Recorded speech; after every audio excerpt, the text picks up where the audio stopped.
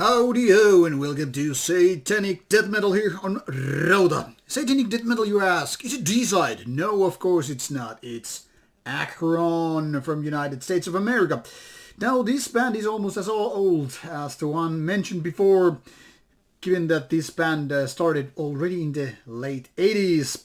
However, the band was kind of buried from time to time and then resurfacing every now and then, but it seems like in 2019, the last, but hopefully but not really the last one, last time the band was buried was 2019 after 8 albums and then some compilations. This one is originally from 2009 but was reissued in 2016. It's called The Final Conflict, The Last Days of God, and it's the second to last Acheron full-length album. Now this one was released by Funeral Industries, which you can pretty much see right here.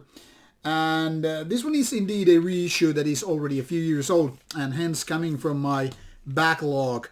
I think I received this already in 2019, so it has been waiting for quite some time. But now it seems Acheron is really gone for good, and these kind of releases are kind of good reminders how great the band is. And really nice looking A5 size digipack. Here you have a certain kind of alphabet in case you need some translation, and obviously you have these religious images here, more like criticizing religion more so than being religious in the way that so many people are possibly figuring out. And here you have the cover for the booklet and of course the lineup back then. Since this band, Vincent Crowley, the main man of the band, has ventured to other projects.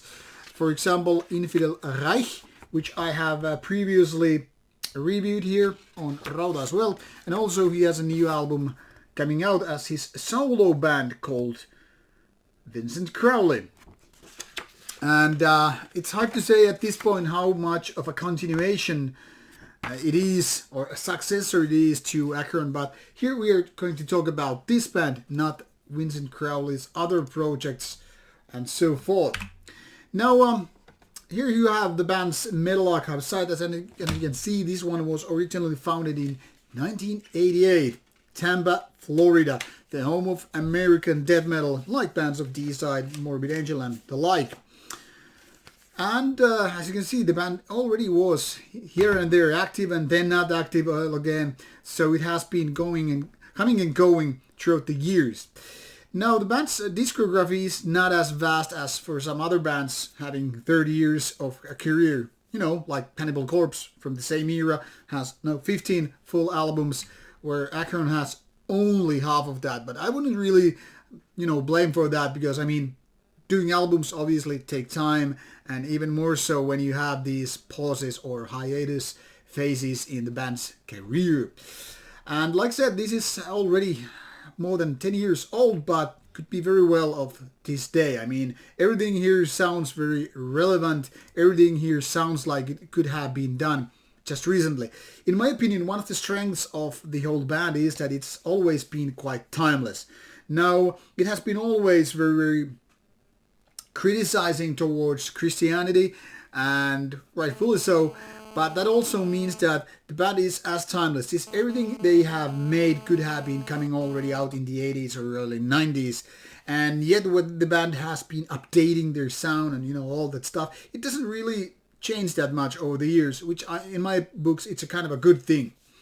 Now, there are no weaklings, in my opinion, of Acheron's discography as much as I have heard. I don't think I have heard everything. I haven't, that's given, but I was thinking about albums-wise. But everything I have heard is more or less somewhat enjoyable. Some are obviously better than the others, but that goes for every band. Now, The Final Conflict might not be the best album by the band, but it's among the best, definitely, because it's all the way through very consistent in quality and songwriting. There are no absolute weaklings here, but it's more about, grinding down the road with its very mostly mid-tempo death metal. There are faster parts, but I would never call Acheron exactly a fast-tempo death metal or brutal death metal. It's more about being this kind of old-school death metal, but instead of serial killers and violence and murderers, it's all about, being kind of a satanic in essence. And that's some of the things which label the band sometimes as black death metal, like for example on Metal Archives. But really, when we're talking about Acheron's music, you know, how it sounds, how is the production, how is the vocals, how are the vocals and all, I don't think really anything points towards black metal. So I think it's kind of a misleading to call this one, you know, death black. That is more about bands such as Blasphemy, maybe an Arch Goat. But for Acheron, I think it's purely just old school death metal with just these ideas, topics, and whatever taken from, well, not maybe taken from, but, you know, having in common with black metal. And that is something that might drive certain people away. I mean, if you're expecting any kind of black metal here, and then you have this old school death metal, it can be a really bit like putting you off. But in my opinion, that's one of the fortes of the band, because after all, they're delivering this very consistent and good quality death metal with this kind of a heavy guitar sound and the somewhat growly, grunting vocals and just kind of riffing which you would expect from a death metal band. And like I said, there are no weak points. But then again, what also is missing from the album is the clear hit material. I mean the kind of songs like, you know, Hammer Smashed Face, like everything. Whenever you hear certain songs mentioned, it starts right away ringing in your head. Or that's what happens to many of us anyway. And I think that's the only downside what Acheron actually has. And now, obviously, some people don't care about hit songs and all that stuff, but let's be honest about it. Most human beings, whether we're metalheads or not, we kind of like when things, you know, have the certain kind of catchiness, the certain kind of hooks that, you know, just go under our skin, and then we just, you know, like to hum to it, mosh to it, or whatever. And that's what the only thing what Acheron, in my opinion, is missing. Well, there are some hit songs on previous albums, but not so much on this one. Even with so, I think this is a relatively good album.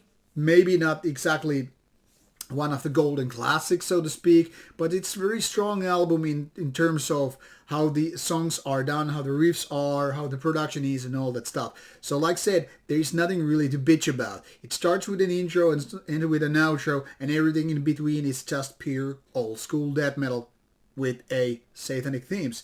And as such, I think this is a band that has been overlooked for so many times. In my opinion, Acheron definitely has a spot in the, and I don't know, can I say death metal heaven? Death metal hell, in the terms of like people that should be coming back to these kind of bands and check it out and, you know, respect what they have done. So once again, if you're still looking for some Acheron material, obviously these kind of special editions are, in my opinion, the go-to ones. But some people just prefer normal jewel case or vinyl, so why not go with that? There are plenty of different versions for different albums by Acheron catalog. And this one is something that you could really start with in case you have missed a band. It's a solid, good release for death metal fans out there. Thank you for watching the review. See you soon with more stuff coming your way.